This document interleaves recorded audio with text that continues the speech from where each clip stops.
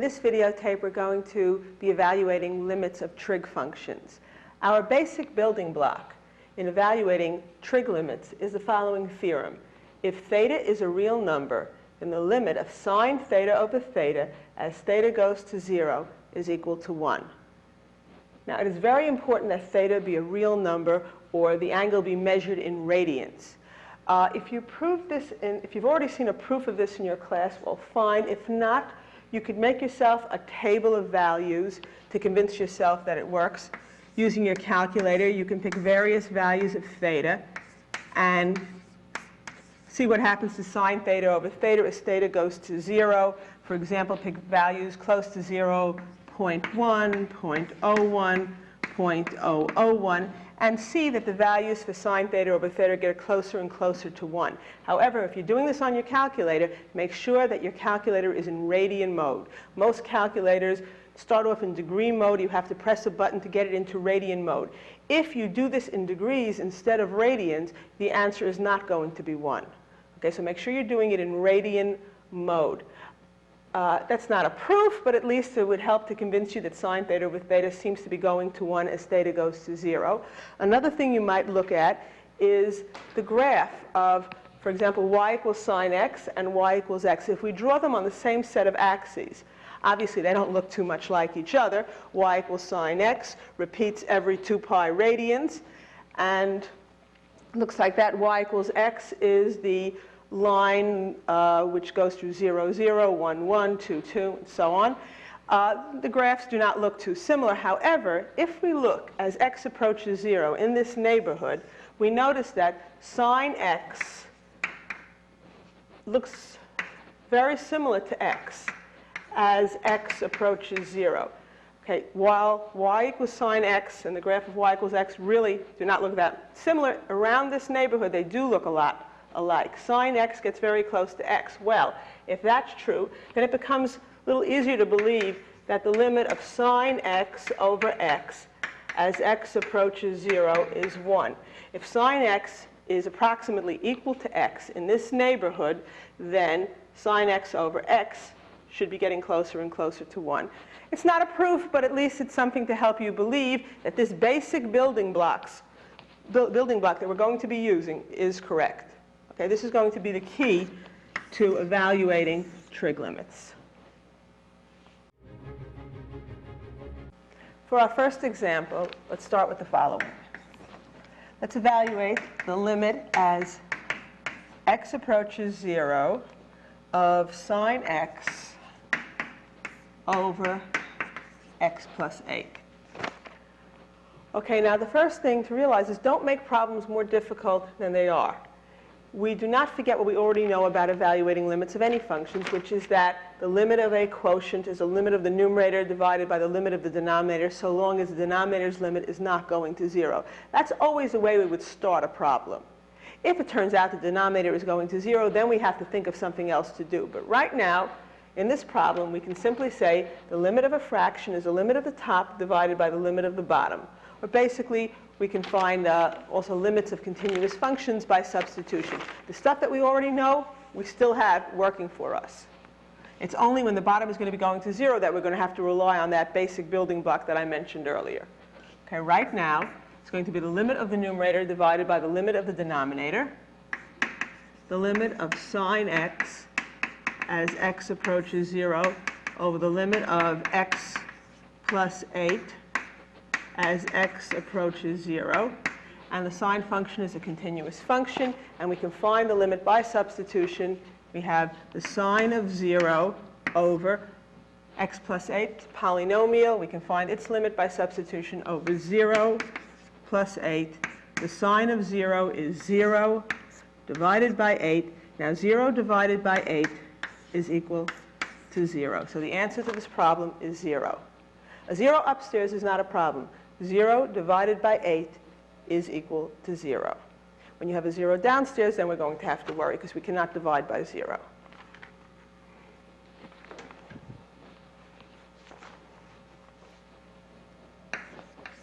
For our second example, instead of sine x over x plus 8 that we just had, now we're going to have the limit of sine x over 8x as x approaches 0.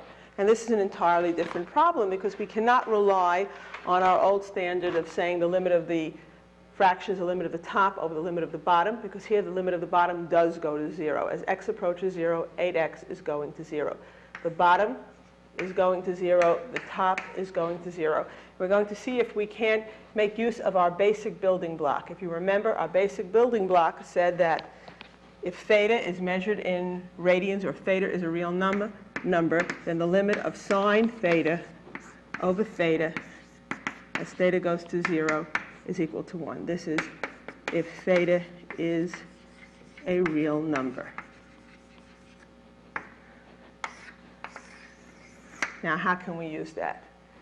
What we can do over here is to say that we have, instead of sine x over 8x, we could say this is 1/8 times sine x over x. Let's see if that's correct.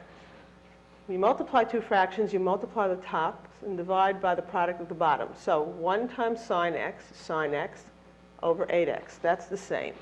Now the advantage here is that I have the limit of a product, and with the limit of a product I can make use of a limit theorem that says the limit of a product is the product of the limits of the individual factors, assuming these limits exist.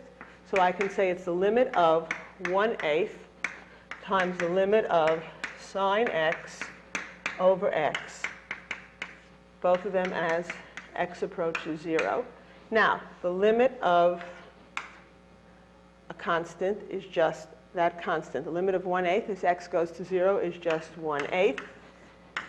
And the limit of sine x over x as x goes to 0, that is our basic building block. The limit of sine x over x as x goes to 0 is equal to 1. So it's 1/8 times 1, and the answer is 1/8. Okay, now third example, let's look at the limit of sine of 8x over x as x goes to 0. Now one thing, well, first thing, let's notice that as x goes to 0, the bottom is going to 0 and the top is going to 0. Okay, one thing you cannot do is pull the 8 out in front. The sine of 8x is not equal to 8 times the sine of x. Okay, to prove that something like this is not true, all you have to do is come up with a counterexample. So for example, let's say x was equal to pi over 2 radians.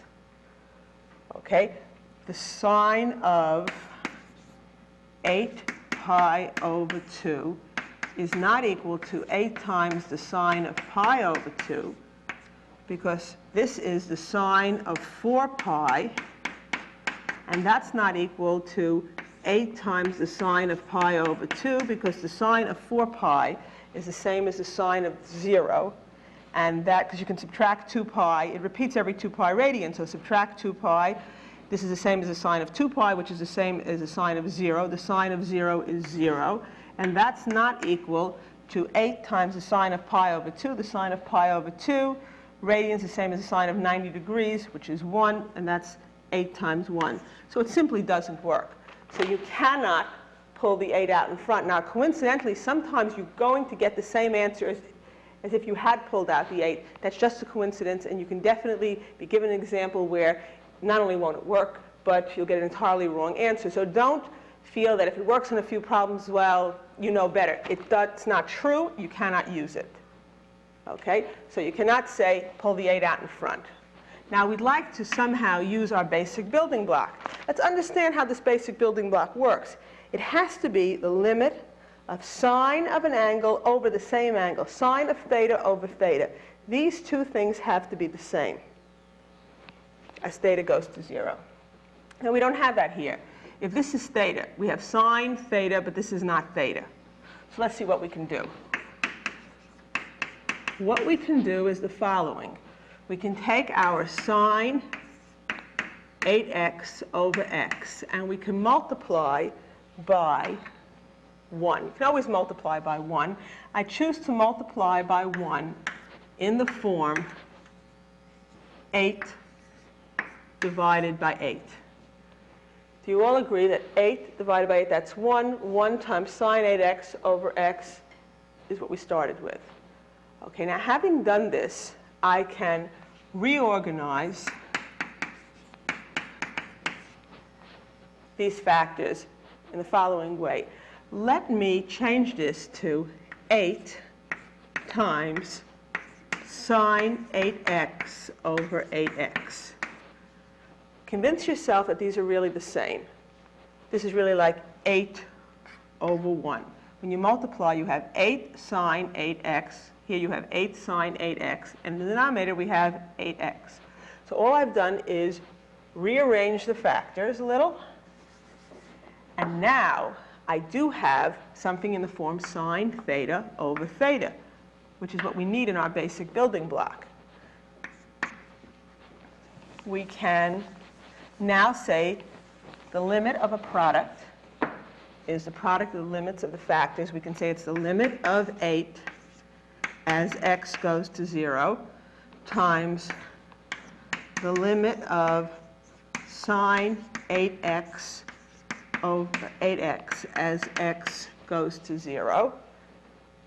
The limit of this factor times the limit of that factor. Now, the limit of 8, the limit of a constant as x goes to 0, the limit of a constant is just that constant.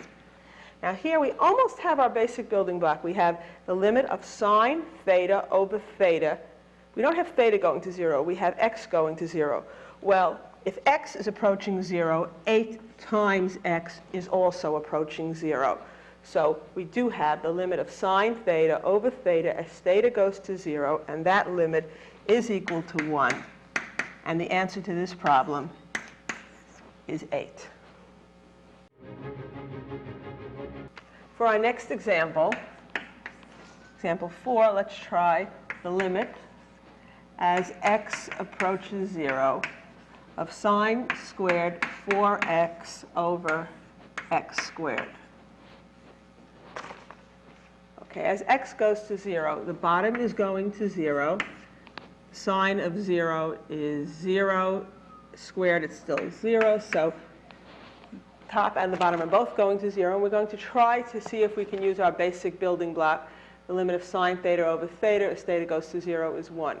Before we get to that, let's factor and write this as sine of 4x over x times sine of 4x over x. Sine squared 4x means sine of 4x times sine of 4x. And x squared is x times x. Now, what we can do over here, we don't have sine theta over theta. But using the same idea that we used in the last example, we can multiply and divide by the same number. In other words, multiply by 1. What I'm going to do is multiply by 4 here and divide by 4 here. The 4s, which I'm writing in blue, I don't know if it shows up in blue on the videotape, but these 4s would cancel out, and this would still be sine 4x over x. Similarly, I'm going to do the same thing over here. I'm going to multiply by 4 and divide by 4. Now, these 4s would cancel, these 4s would cancel, and this is equivalent to the original problem. However, if we leave them in, we can write this as the limit of a product, which can be written as the product of the limits of the factors. It's the limit of 4 times the limit of sine of 4x over 4x times the limit of 4 times the limit of sine of 4x over 4x, all limits as x approaches 0. The limit of a product is the product of the limits of the factors. Okay? The limit of a constant is just that constant. Limit of 4 is 4. Here we're faced with the limit of sine theta over theta We don't have theta going to 0, we have x going to 0, but as x goes to 0, 4 times x is also going to 0. So now it's sine theta over theta as theta goes to 0. That limit is 1. The limit of 4, the limit of a constant, is just that constant. And finally, the limit of 4x over 4x as x goes to 0. As x goes to 0, 4x is also going to 0, and that's the limit of sine theta over theta as theta goes to 0, which is 1. So we get 4 times 1 times 4 times 1 for a final answer of 16. For our next example, let's look at the limit of sine 3x over sine of 5x as x goes to 0. Okay, first thing we notice is as x goes to 0, the bottom is going to 0 and the top is also going to 0. We're going to try to work a sine theta over theta, our sine theta over theta theorem into this. Except we have sine theta, we have just sine of something over sine of something. What we can do is to divide numerator and denominator by x, or to multiply the top and the bottom by 1 over x. Remember, as x goes to 0, it's just getting close to 0. It's not equal to 0, so we can divide by x. We're not dividing by 0, just dividing by something that's close to 0. We're multiplying by 1, okay, a favorite thing of ours to do. Now, the limit as x approaches 0, the numerator becomes sine of 3x over x. The denominator, sine of 5x over x. Okay? This is equivalent to the original problem. If you don't believe me, how do you divide fractions? You take the denominator, you invert and multiply. If you invert and multiply, you'll be multiplying by x over sine 5x. The x's will cancel, be back where we started. So this is equivalent to the original problem. The advantage here is that we now have the limit of a fraction. We can write it as the limit of the top divided by the limit of the bottom as x approaches 0 in both cases. And we almost have the limit of sine theta over theta as theta approaches 0.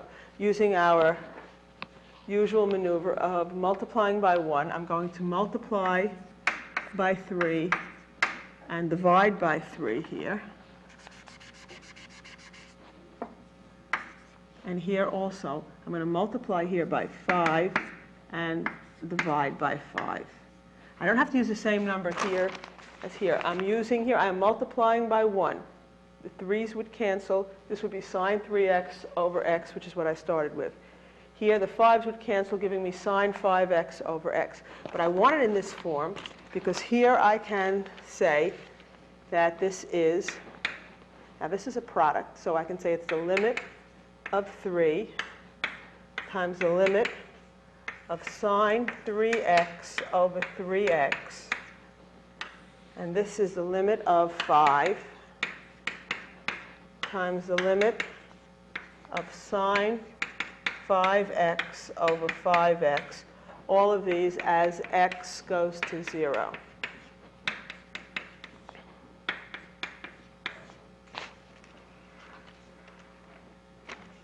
Now, over here, this is almost sine theta over theta as theta goes to 0. As x goes to 0, 3x also goes to 0. Similarly here, as x goes to 0, 5x goes to 0. So we do have limit of sine theta over theta as theta goes to 0. Okay, so we can evaluate these limits. The limit of a constant is just that constant. The limit of sine theta over theta as theta goes to 0, of course, is 1. The limit of a constant, the limit of 5, is just that constant. The limit of sine theta over theta as theta goes to 0 is 1. So our final answer is 3/5. Our next example we're going to evaluate the limit of tan theta over theta as theta approaches 0.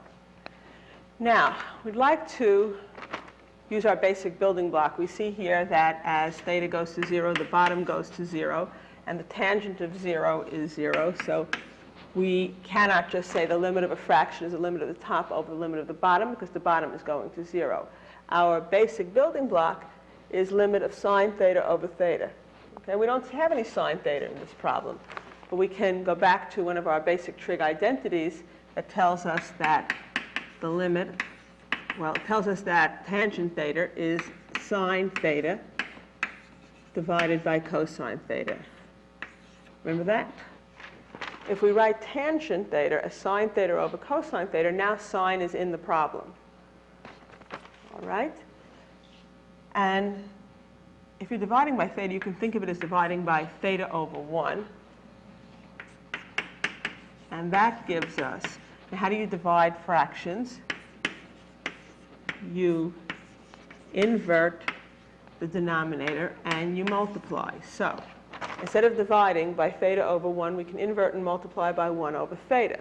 So it's the limit of sine theta over cos theta times 1 over theta. Now what we can do over here is to rearrange our factors. We can write this as the limit as theta goes to 0. We can make this sine theta over theta times 1 over cosine theta. The numerator is still sine theta. The denominator is still theta times cosine theta. Okay, but now we have the limit of a product. We can write it as the product of the limits of the factors.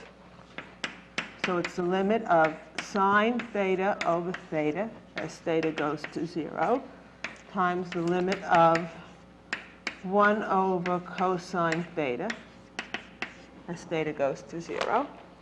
This, of course, is our basic building block. The limit of sine theta over theta as theta goes to 0 is 1. And the second limit can be evaluated by traditional limit rules. The limit of a fraction is the limit of the top divided by the limit of the bottom. It's 1 over cosine of 0. It's a continuous function. You can find the limit by substitution. 1 over cosine of 0, but the cosine of 0 is 1. The sine of 0 is 0, but the cosine of 0 is 1. So 1 over cosine of 0, 1 over 1. And the final answer to this problem is just 1. When we were working out algebraic limits and limits of algebraic functions, and we had, for example, the numerator and the denominator both going to 0, very often we factored and we canceled some common factor that was causing trouble. We can't do the same thing here. We can't cancel the thetas. Okay? So what we do with trig limits is we try to get a theta that's going to 0, that's causing us problems in the denominator. We try to get it under a sine theta. So then we can use our basic idea that sine theta over theta goes to 1. They're not canceling, but sine theta over theta goes to 1, and we are able to handle the limit. Okay, in our next example, we have the following. The limit as theta goes to 0 of 1 minus cosine theta over theta. Now, as theta goes to 0, the bottom is going to 0. Cosine of 0 is 1. 1 minus 1 is 0. The top is going to 0. By the way, on these limits, if the bottom were not going to 0 and the top were going to 0, of course the limit would be 0. If the top goes to 0 and the bottom doesn't, the limit would be 0. If the bottom went to 0 and the top didn't go to 0, for example, let's say this was a plus, then we would have the top going to 2 and the bottom going to 0. That limit does not exist. It's only when they're both going to 0 that we have to see if we can do something with it. These so-called indeterminate forms can sometimes be evaluated easily if we use various maneuvers, and what we're using here is our basic limit theorem. Now you may say in this problem there is no sine in it. How are we going to get sine theta over theta into the problem? A common thing to do when you have a problem like this involving 1 minus cosine theta is to fall back on our usual trick of multiplying by 1. But this time what I'm going to do is multiply by 1 in the form 1 plus cosine theta over 1 plus cosine theta. Do you see that I have multiplied by 1 because the numerator and the denominator are the same? This is my original problem. Okay, now why did I pick that? The first time it's hard. After that, you'll be doing it yourself. The denominator is theta times 1 plus cosine theta. What about the numerator? If we multiply 1 minus cosine theta times 1 plus cosine theta, okay, the first terms, we get 1. The outer terms, cosine theta and minus cosine theta, cancel out. And the last terms, minus cos squared theta. Now, in the problem that had no sine originally, we can now work sine into the problem because another famous trig identity is that sine squared theta plus cos squared theta equals 1. If sine squared theta plus cos squared theta equals 1, then sine squared theta must be equal to 1 minus cos squared theta. So this 1 minus cos squared theta over there can be rewritten as sine squared theta. And now we do have sine in the problem, and we're going to be able to work it out in our usual way. Before we get to that, let's go over what we did. We had a problem here that had no sine in it. We couldn't work out a sine theta over theta. So we multiplied by 1 in the form 1 plus cosine theta times 1 plus cosine theta. The reason I did that is because now this becomes 1 minus cosine theta times 1 plus cosine theta, which is 1 minus cos squared theta after you multiply these two binomials. And 1 minus cos squared theta is sine squared theta, because sine squared theta plus cos squared theta is 1. So sine squared theta is 1 minus cos squared theta. Okay, now let's see where we are in this problem. The limit as theta approaches 0. We have sine squared theta over theta times 1 plus cosine theta. Let's rearrange the factors so we have sine theta over theta. And what are we left with? Sine theta divided by 1 plus cosine theta.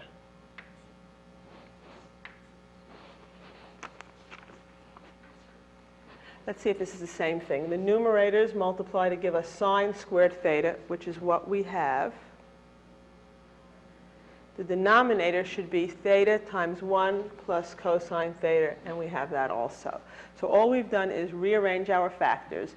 So we can now say the limit of a product is the product of the limits of the factors. Make this limit of sine theta over theta times the limit of sine theta over 1 plus cosine theta as theta goes to 0. This is our basic building block. There was a theta downstairs that was causing the problem. We have it under a sine theta, and as theta goes to 0, this goes to 1. This limit can be done by saying the limit of the top divided by the limit of the bottom. The limit of sine theta as theta goes to 0 is just the sine of 0, which is 0. And downstairs, the limit of 1 plus cosine theta as theta goes to 0 is 1 plus cosine of 0, which is 1 plus 1. So we have 1 times 0 over 2, which is 1. 0 divided by 2. Remember, 0 upstairs is not a problem. 0 divided by 2 is 0, and 1 times 0 is 1. For our, 1 times 0, sorry, is 0. 0 divided by 2 is 0. 1 times 0 is 0. So the answer to this problem is 0. For our next example, let's evaluate the limit as x approaches 0 of x squared over 1 plus cosine x. Now you might say, can't we do this the same way we did the preceding problem, where you multiply top and bottom by 1 minus cosine x? You could, but you don't have to, because the first thing we notice is that the bottom is not going to 0 in this problem. So don't make the problem harder for you than you have to. Okay? The first thing you should always check is, can you do it by saying the limit of a fraction is the limit of the top over the limit of the bottom? And here you can, because the limit of the top is simply 0 squared, or 0. And the limit of the bottom is 1 plus cosine of 0. Cosine of 0 is 1. And 0 divided by 2 is 0. So the answer to that problem is simply 0. And whether it's a limit of trig functions or algebraic functions, if you can do the limit by substitution, go right ahead and do it. If you can say the limit of the top divided by the limit of the bottom, you're allowed to use that if the bottom is not going to 0. Okay. In the next example, however, I have the limit as x approaches 0 of x squared over 1 minus cosine x. And this time, I can't just get by with substitution, because as x goes to 0, cosine of 0 is 1. 1 minus 1 is going to 0. So the top and the bottom are both going to 0. So just by changing this plus to a minus, the problem is going to be a lot harder to work out. Let's see what we can do. This time I will have to do what I did in problem 7. I will multiply by 1 in the form 1 plus cosine x divided by 1 plus cosine x. And what do we get? We'll have the limit as x approaches 0. Okay, upstairs we'll have x squared times 1 plus cosine x. Downstairs we'll have 1 minus cosine x times 1 plus cosine x. And just like we had that before, that's 1 minus cos squared x, or sine squared x. Okay, so this is similar to the last problem. 1 minus cosine x times 1 plus cosine x, which is why we did it to begin with, is 1 minus cos squared x, and 1 minus cos squared x is sine squared x. We're trying to get a sine theta over theta combination in here. Okay, let me rewrite that up on the top of this board over here. We have the limit as x approaches 0 of x squared times 1 plus cosine x over sine squared x.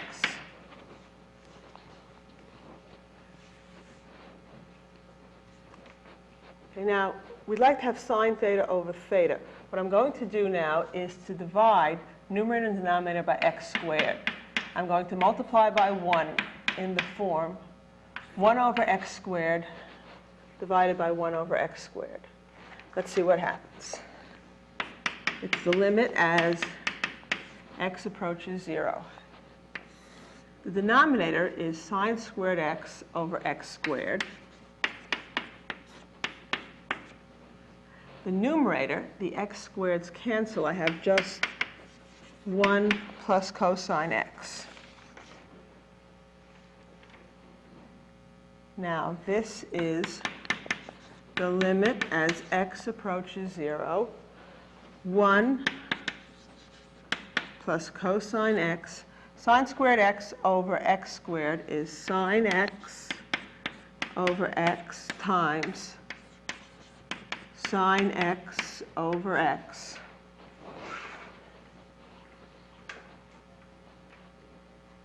And it's going to be the limit of a fraction is the limit of the top divided by the limit of the bottom. The bottom is a product, so we're going to make it the limit of a product is the limit of the first factor times the limit of the second factor. All of them as x goes to 0. So this gives us, now this can be worked out, 1 plus cosine 0. We can find this limit by substitution. 1 plus cosine 0, which is 1 plus 1, over This is our sine theta over theta as theta goes to 0, 1 times 1, 2 over 1 for a final answer of 2. Okay, for our last example on this videotape, let's work out the limit as x approaches 0 of x cotangent to x. Okay? Now, I don't know about you, but when I have a problem involving cotangent or any trig function that I'm not very familiar with, I tend to turn it into equivalent expression involving sines and cosines. So cotangent of theta is cosine theta over sine theta. So I'm going to write this as cosine 2x over sine of 2x. Okay, you don't have to think about cotangent theta. Think of it as cosine theta over sine theta. Whatever the angle is, if it's 2x, that's what you have to write. Okay, in this form, then we can see that, yes, the bottom is going to 0, and the top is also going to 0 because it's 0 times 1. So we do have to do something here. And what I'm going to do is to multiply by 1 in the form 1 over x divided by 1 over x. Let's see what happens. The limit as x approaches 0. In the bottom, I have sine 2x over x. On top, I have x times cosine 2x times 1 over x, and the x's cancel. So I have just cosine 2x. I mean, if you invert and multiply, you'd be back to x cosine 2x over sine 2x, except I want to have it in this form, because now I have a limit that I can handle. It's a limit of a fraction. We're going to write it as the limit of the numerator divided by the limit of the denominator as x approaches 0. Now, this is almost sine theta over theta as theta goes, excuse me, this was, I jumped the gun. This is 2x over x. Well, it's almost sine theta over theta. We're, of course, missing the 2 that I had just put in. We have to put the 2 in and multiply by 2 there. Now we have the 2's cancel. We're back where we started, sine 2x over x. But in this form, we have 2 times sine theta over theta. So let's see what we have. The top is the limit of cosine 2x as x goes to 0. In the bottom, we have the limit of 2 times the limit of sine 2x over 2x as x goes to 0. Now,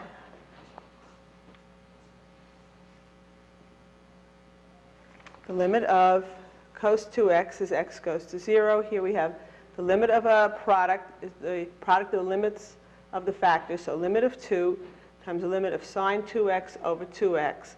As x goes to 0, so does 2x. So we have a limit of sine theta over theta as theta goes to 0. Okay, upstairs we have the limit of cosine 2x as x goes to 0. We can do this by substitution. Cosine of 0 is 1. The limit of a constant is just that constant. The limit of sine theta over theta as theta goes to 0 is, of course, 1. And our final answer to this problem is 1/2. And that brings us to the end of this videotape.